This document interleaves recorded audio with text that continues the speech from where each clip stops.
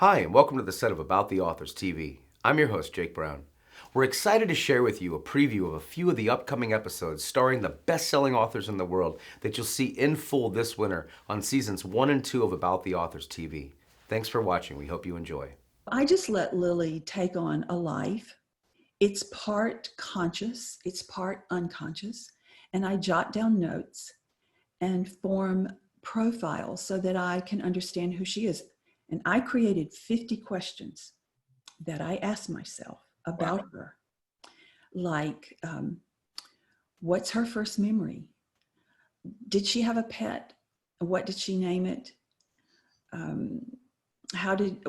Does she remember her first dream? What does she dream about? What does she want to be? I mean, just common questions, but then unusual questions too. And this helps me form my understanding of who she is.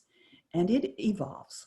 With Will, I thought this is an opportunity to talk about someone living with a disability. He has dyslexia. That's something that's in my family. My sister, unfortunately, has suffered from it for many years. She didn't get any help when she was growing up because we were of that age where if you had a learning disability, what they called you was stupid. And so I watched her deal with that and struggle with that and how much it affected her self-esteem. And I wanted to write about that through the lens of someone who was a hero, instead of someone who we should feel sorry for, or, this. So that was really the genesis of Will. And I do have in my head, what he looks like. Obviously, he's got sandy blonde hair. He's tall and lanky and has a runner's build.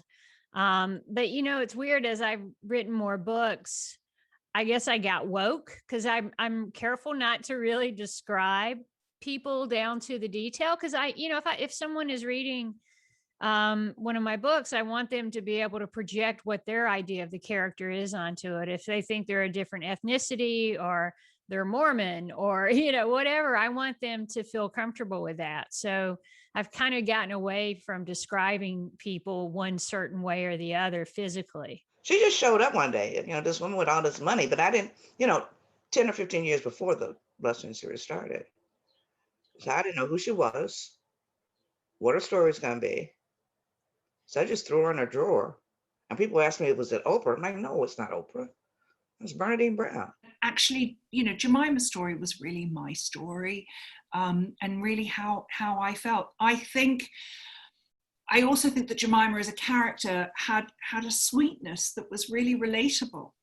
She was just a good person, and she wanted just a very simple life and wanted to be seen. And I think just so many women related to that, and young women. And I still get letters from 12-year-old girls, young teens and preteens, because so many of us feel that we're just not enough. And that's really what Jemima's about. It's about a woman who doesn't feel enough, who then realizes that it's okay to not be enough. You can still go for the things that you want.